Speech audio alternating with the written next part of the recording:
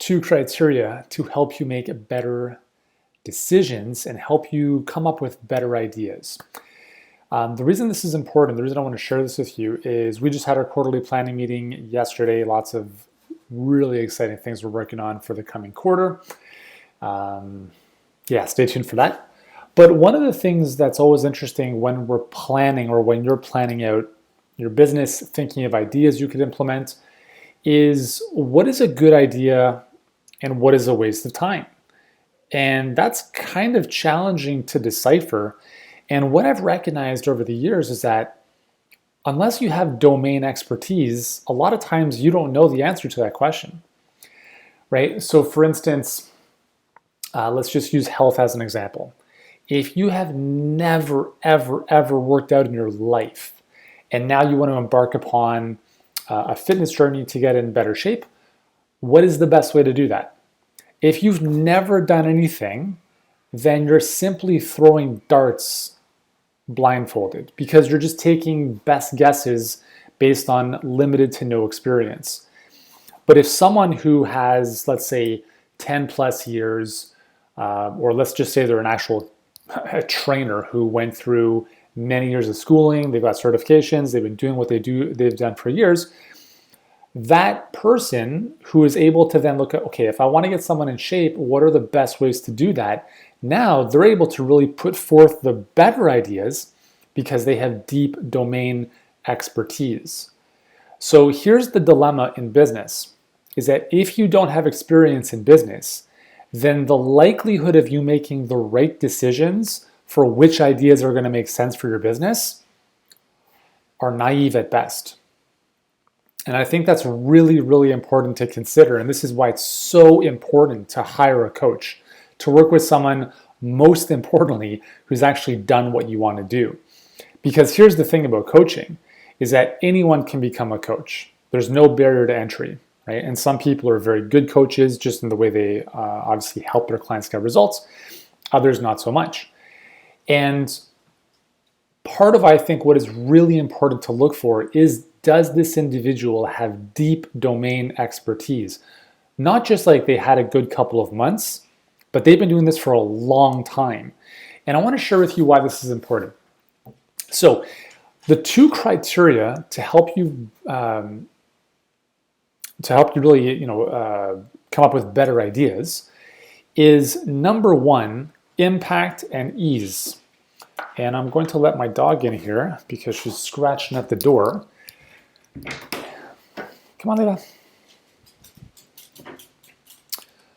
So impact and ease. So here's what you're going to do is when you consider a new idea to implement, you're going to ask yourself, does this idea have a big impact, a beneficial impact on the business? And second is it easy to implement? Those are the 2 criteria that you're going to filter every idea you come across through, because what you want to be looking for are high impact ideas that are easy to implement. And what you want to avoid are low impact ideas that are difficult to implement. Does that make sense? So here's the thing, and here's where domain expertise and experience come in, is when you're asking yourself, okay, I have this idea, is it going to have an impact on my business or a big impact on my business? And the answer to that question is you don't know unless you have experience having done that in the past. So this is the dilemma with ideation, is you can look at what other people are doing and say, hey, that's a good idea, but you don't really know unless you know the nuances behind the curtains of their business, right? You might see something on social media, someone's posting something, or here's a new little thingamajig or whatever, and you're like, oh, that's a great idea, I should do that too. But should you? Because you don't know the results that's creating in that person's business. And so here's what happens, is because of what's called social herding, Herding, people copy what other people do because they see what other people are doing and therefore they mimic them. And so what happens is a lot of people nowadays, a lot of business owners, have a challenging time thinking for themselves because of the social herd. right? We look at what other people do and we tend to mimic what they're doing because we think that that's what we need to do because someone else or a bunch of other people have done it. Does that make sense? Let me give you an example of this, and I'm just going to adjust my volume settings here for 2 seconds. I know this is a little bit like after the fact, but it's super annoying on my Mac. I think that the audio comes across on these headphones a little bit louder than I want. Anyways, so when it comes to building an online virtual practice, this is something we've helped thousands of practitioners do for the past 5 years. A lot of people ask us, well, how do you do that? Well, it's really simple. When it comes to online, it's very complex. There's a lot of things you could do, right? You could do posting on social media all day long. You could do blogging. You could run within the world of paid traffic. You could do ads to a lead magnet, all sorts of stuff. We don't do any of that. And what we do instead is we run a simple 4-step business model called the Perfect Client Pipeline. And it's an ad to a webinar, to an application, to a phone call. And I want to share with you why this is important. And this is why and this is something I spent a lot of time thinking about when we first started doing this years ago, is I asked myself, okay, there's a lot of things, and actually I'll be very honest with you. When I first started Healthpreneur, here's what it looked like, is I was teaching for about 6 months, I was teaching our initial clients how to do content marketing, because that's what my previous business was built on. We built a massive business with SEO and content marketing, blogging, YouTube. It was my bread and butter. We did a lot of paid traffic too, but content marketing was my jam. So I said, let's show people how to do all that. And the challenge was that I didn't ask myself those 2 questions. Is this the most impactful thing? And is it easy to implement? And what happened was, although some of our clients were really happy with what they were doing in their progress, the reality is that they weren't getting the results that they wanted. It took them a very long time. And that's because, as I've mentioned a million times, is to get any traction from organic content is going to take you years, not months, years. And so I faced a really an important pivotal moment about 6 months into the business where I said, I kind of feel like a bit of a fraud because I was teaching something that it had worked for me, but in retrospect, it worked for me about 10 years later than when I first started. And I'm like, I don't feel that I could in good conscience teach this to people, right? Even though I can share with you exactly how to build a massive YouTube channel if you wanted, but I don't because it's going to take you several years and there's way better ways of doing things. So anyways, shortly after that, I went through a bit of a crisis and I said, I need to figure out a better solution. So I started asking myself, okay, what's going to have the highest impact and what's going to be the easiest to implement? So there are many different options considered, and I said the highest impact model that we could help our clients with is actually ironically what we had done to build Healthpreneur from the ground up, which is exactly what I mentioned, the Perfect Client Pipeline. So even though we were teaching content marketing, we were getting people into that world through our Perfect Client Pipeline. So we were running Facebook ads into a webinar and then selling our stuff from a phone call into the content marketing stuff. And then I was like, hold on, why don't we just teach what we're doing? And because I had seen results, there's only been 2 big home runs in my life, business-wise. Number 1 was my first book, The All-Day Energy Diet, which hit number 2 on the New York Times list. And I say home run because we spent 9 months like planning and testing that whole thing. It was huge. The second home run was when we started Healthpreneur. Our business grew very quickly. Contrast that to my previous business, which took 3 years to get above the poverty line. And the difference was that I had domain expertise and experience of what not to do and what to do instead. And so right out of the gate, we were able to see very quick results because we were running a Perfect Client Pipeline. And I said, well, why don't we just teach this to our clients?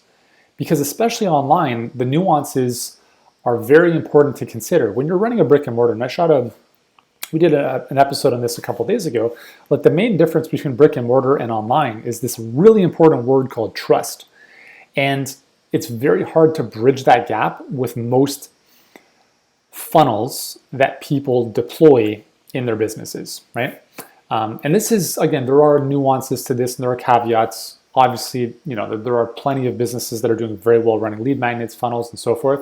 But what we found to be the most impactful is, here's the reason why we decided to do a webinar funnel, is number one, our clients who are practice owners don't have all day to speak to unqualified people. So how do we ensure people coming through are qualified before they speak and warmed up before they speak to the practitioner?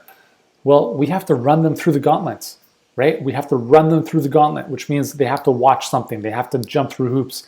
They need to really raise their hand and say, yes, I'm committed to this process, not just like, yeah, I want to pick your brain for 20 minutes. And so that's why we decided that a perfect client pipeline made the most sense for our audience. And so when we look at the two criteria there, impact and ease, is a webinar funnel easy? Not necessarily. It's probably easier to run a lead magnet funnel, to be very honest with you. But when we contrast the impacts, so it would be very high impacts, let's say moderately easy, but not super easy, if that makes sense.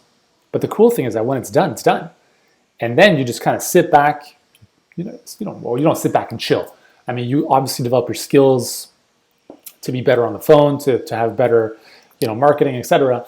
But for the most part, the pipeline's done. So this is the question. It's like you always need to be asking yourself, is this the highest impact activity or the highest impact idea, and is it easy to implement?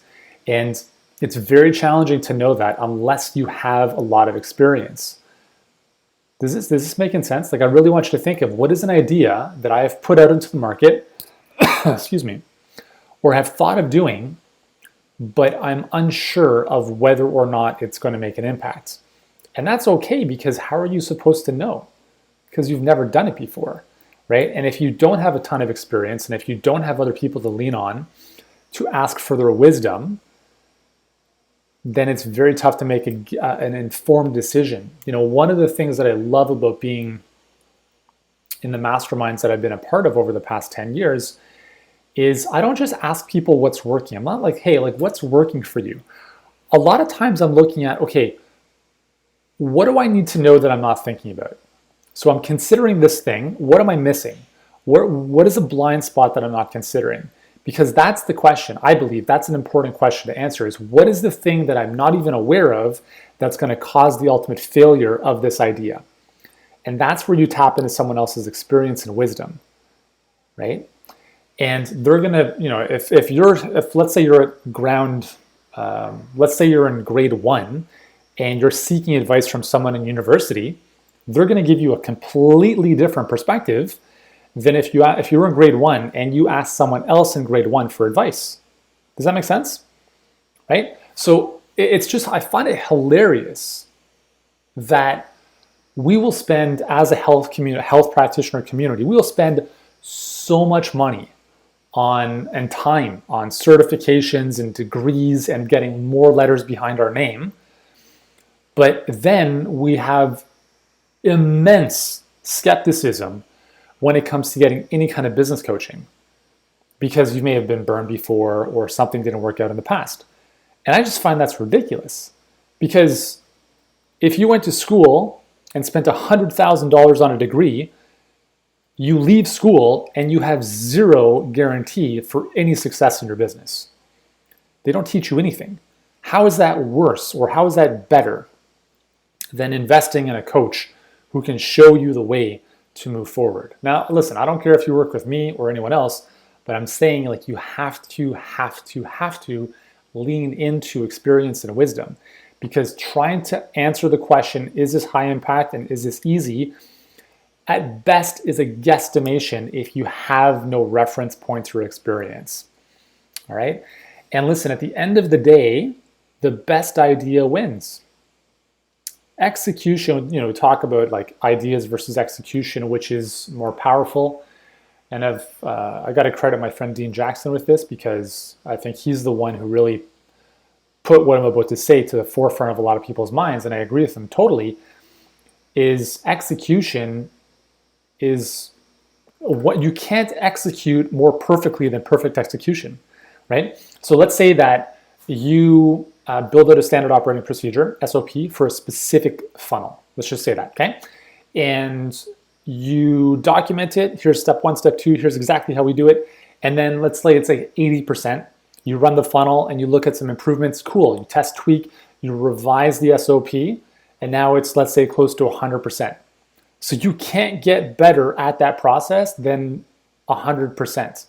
So what makes the difference between one person who has the exact same funnel and another person who has the exact same funnel, but this person, person A, has very poor results, and person B, running the exact same funnel, has very different results, right? What's the difference? The difference is in the idea. The difference is in the ideas, right? Either the main offer, the hook, the angle, the ultimate thing that's going to be presented to the prospect or clients. And this is the reality. This is the thing, is like, you have to come up with better ideas. And I think a really good practice is just generating ideas on a daily basis, just thinking for yourself. What are some ways? And I love asking constrained questions. Like one of the questions I was asking one of our mastermind clients was, what would have to be true in your business for it to grow and increase profits if you never brought another lead into the business? So let's say the doors were closed and you're like there's no way new people can come in. What would you have to do to increase revenue and profit? So it just gets you thinking differently about some things you can do. So you just make a list of, let's say, 10 things. Then you look at that list and then you look at this, okay, how impactful would this thing be? And how easy would it be to do, right? And sometimes you just don't know. And if you don't have guidance, you just have to give it a shot and see what happens. And this is why it took me so long in my first business to crack $1 million, was that I had zero experience when I came online in 2006, and I thought I could do everything myself. And so therefore I had no perspective, I had no coaching, if you will, no one to bounce an idea off and for them to say, hey man, that's actually a complete waste of time. You should reconsider this. And it took me a long time. It took, again, 3 years for the company, not just me, the company, to break the poverty line. And obviously I was not taking money out of the company for 3 years. And then, very shortly after that, we hit $1 million and grew from there. And I'll just share one last story with you. One of our mastermind clients, I'm not going to name her, but if she's listening, she'll know who she is. Had a bit of a kerfuffle a couple months ago where she realized she didn't want to do higher end one-on-one stuff. She didn't want to speak to people on the phone. She was a practitioner and she just wanted to build a great business of people around her, right? And she just got tired of some of the one-on-one stuff, even though she wasn't doing a ton of it, but she didn't want to go down that road, even though that's something that we say, listen, you don't have to, you could build that more leveraged type of care. And so what she decided to do is she decided to build a membership site.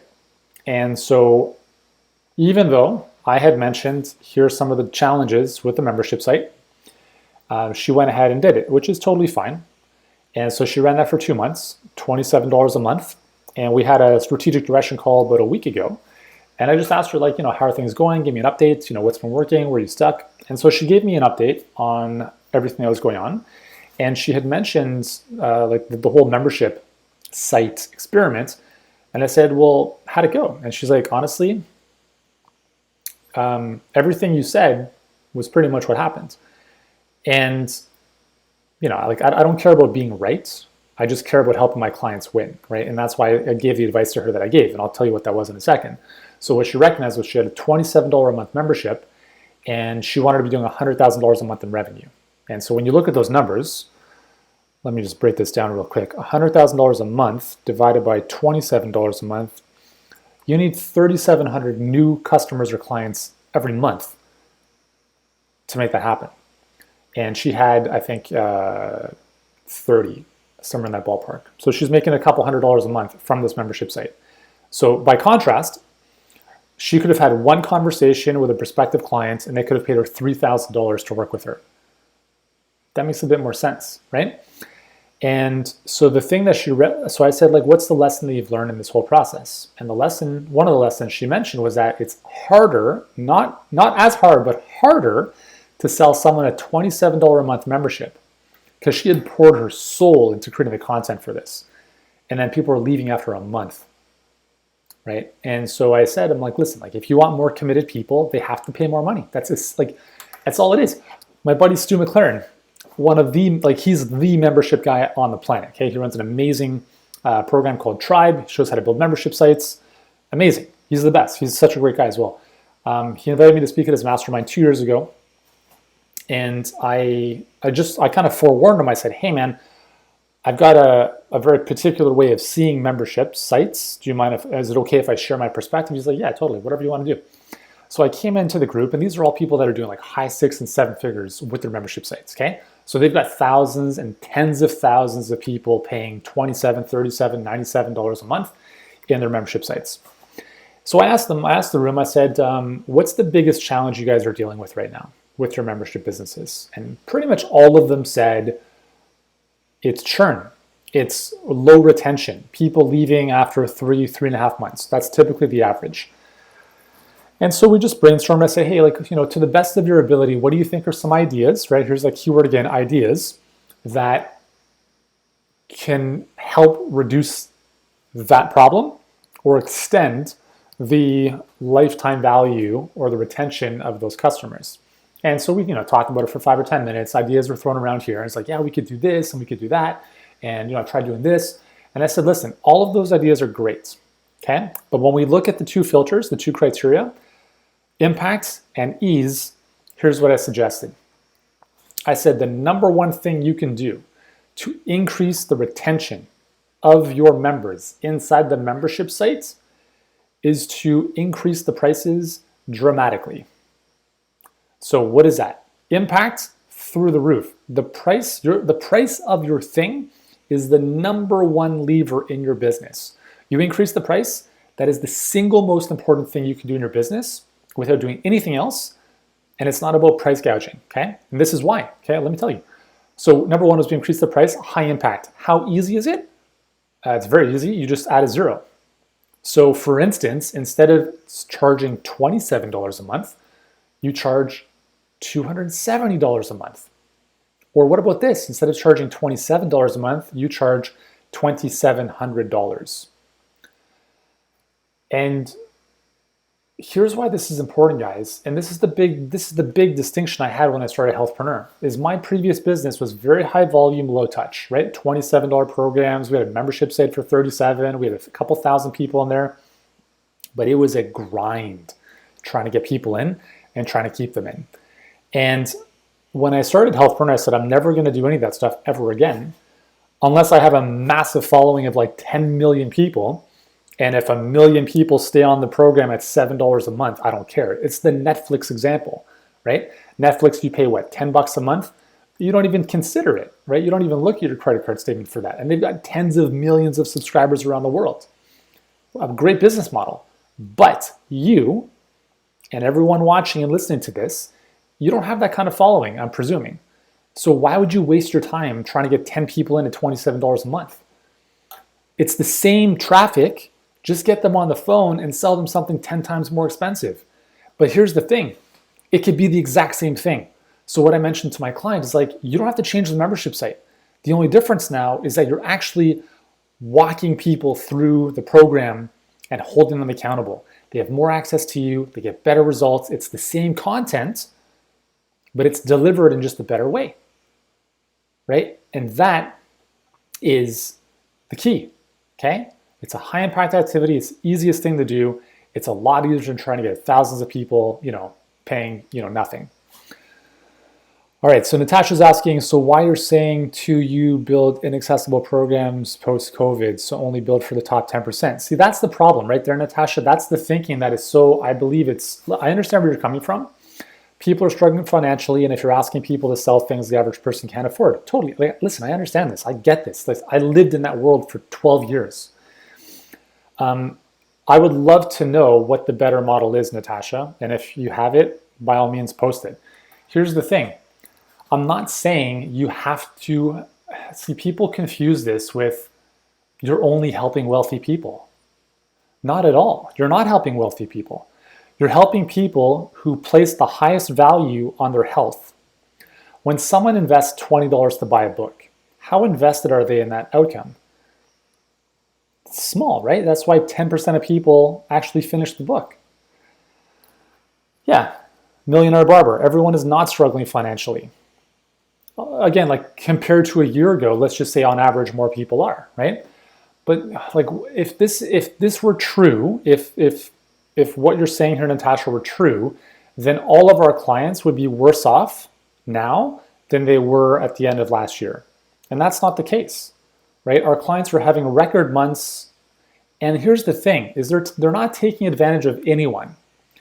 And that's the big distinction here, is they're helping people to an even higher level. And that's the thing you have to get through your head, is that when someone's paying you $10 for an ebook, $20 or whatever, they're not doing the work and they're not getting results. That is the most expensive investment. It's a waste of time. So the way I see this is this: you have to fill up your cup before you can give water to others. And the purpose of your business should be to make as much money as humanly possible. And the only way you can do that is by helping a lot of people transform. If you're not making enough money, you're not helping enough people. And let's just be very honest. If you have however many followers on Instagram or Facebook, that is not the same as transforming people's lives, right?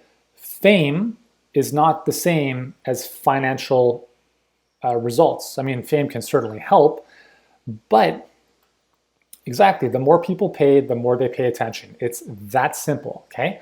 And listen, like, we can debate this till the end of time, and I'm not saying you can't do a low price model. By all means, go for it and watch the results. It's really depressing when you put in your heart and soul. And I'm saying this from experience. Like, listen, like, I was selling stuff for $14, $37, $97, helping 500,000 customers around the world, right? But how many of those people were actually getting the results? I'll never know. But I can tell you for sure that of the 158 active clients that we're currently working with, I know every single one of them. I know exactly what's happening in their businesses.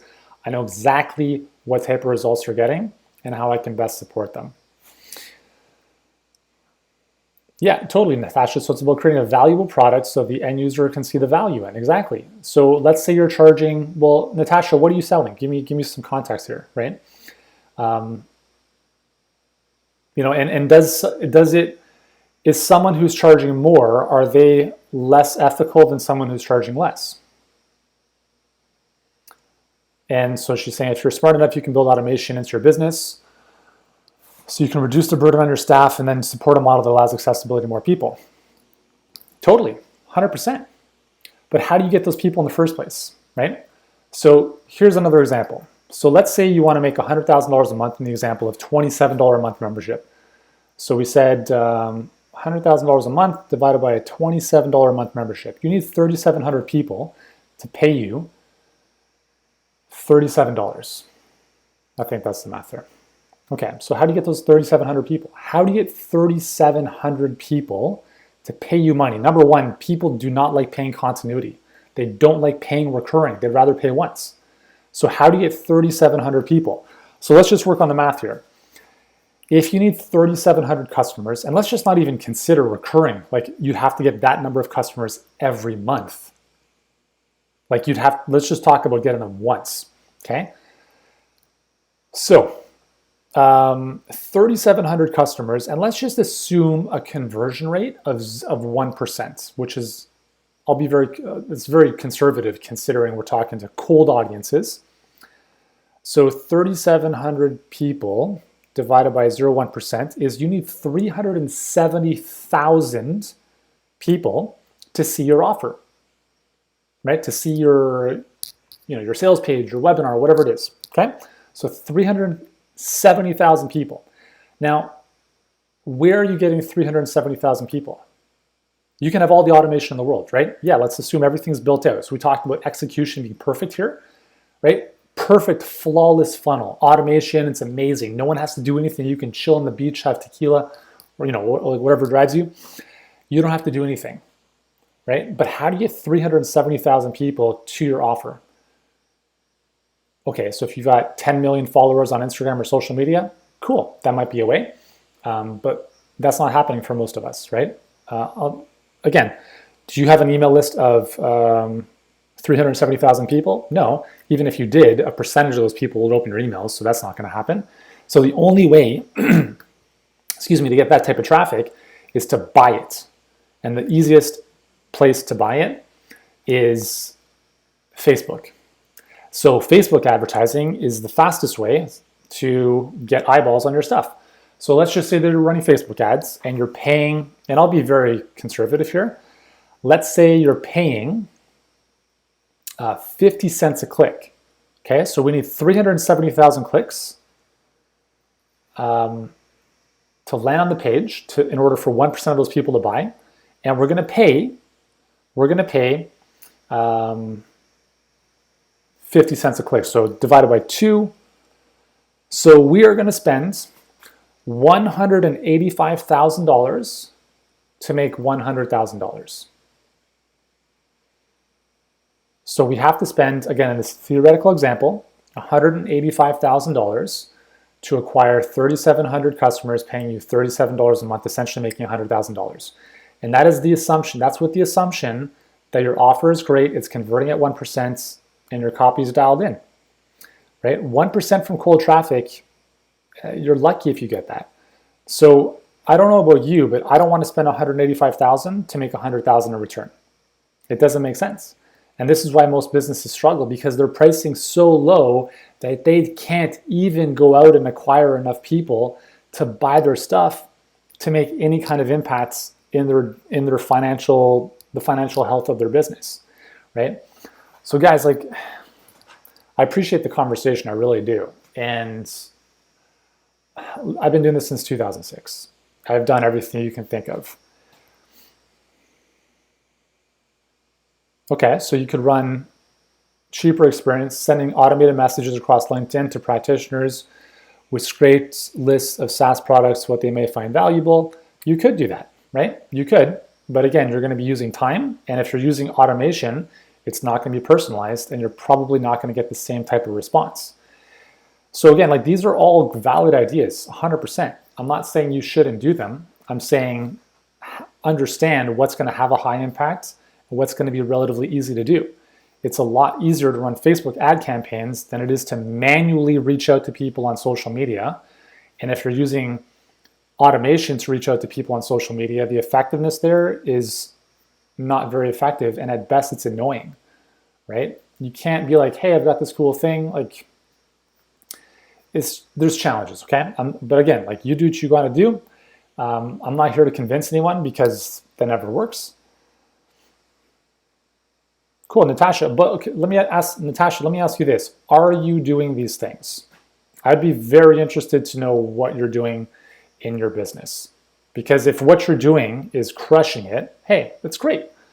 But if this is all theory of like what we could do, then this is a different conversation, right? Because what I'm talking about here is stuff that's actually being done and what has been done, right, over the past several years. Actually, we ran an experiment to give you an example. So end of last year, we hired 3 VAs, full-time, 40 hours a week each, to do manual outreach on Instagram for us. And the ultimate objective was not to do it automatically, like it was not like through automated software. We wanted to do it like real people, and sure, like, it got some engagement, got some dialogue going, got some more followers, built some goodwill, but it resulted in little to nothing in terms of clients brought on board. So we had 3 people, for like 120 hours a week between the 2 of them, and that's a lot of manpower, that's a lot of hour power, whereas we could put a fraction of that into better Facebook ads, or Facebook ads in general, that are putting stuff in front of people that are more likely to raise their hand, right? So again, like, the thing is, like, there's no right or wrong way to do what you want to do.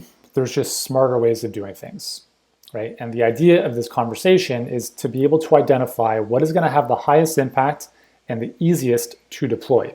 And unless you've done this stuff, it's guessing at best, right?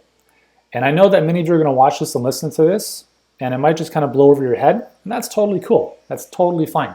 There will come a point where you have been in the trenches, or you are in the trenches, and you're doing something, and you won't know whether or not it was a worthwhile endeavor until you're on the flip side of it. And only through perspective can you have this wisdom.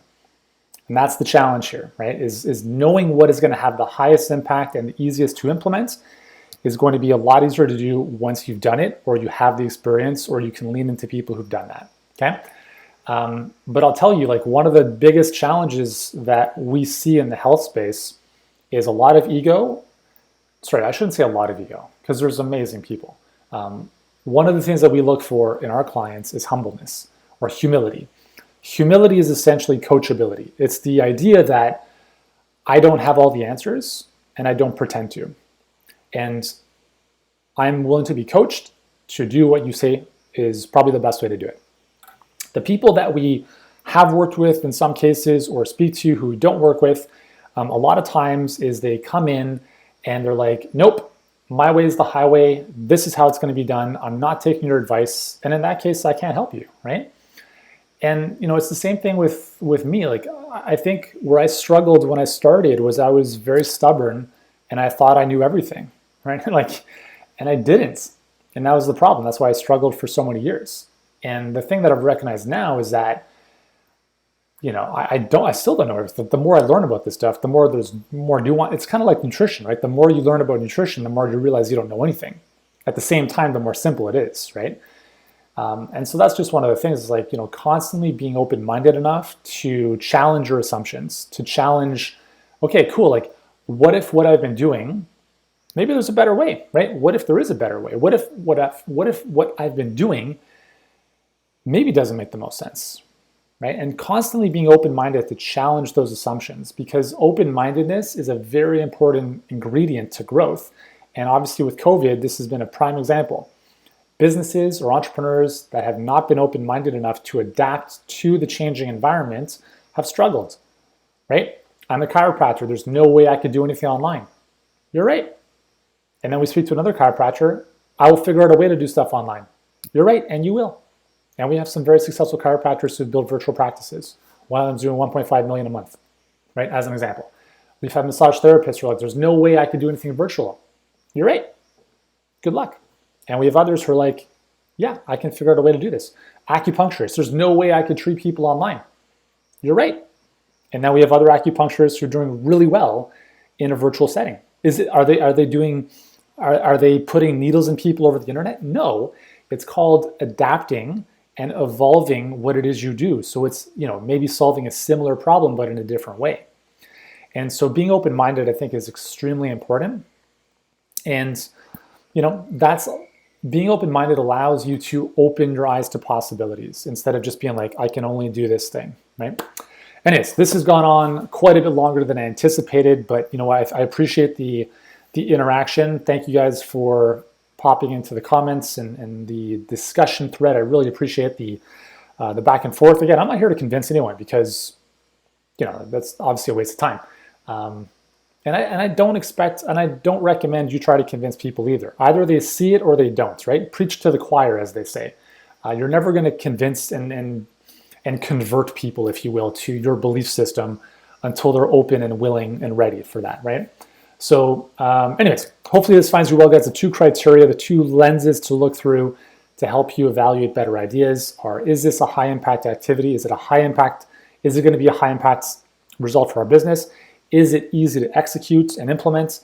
And if so, you're probably on the right track. All right. If you'd like some help with your business, if you're a practice owner and you've been in business for several years,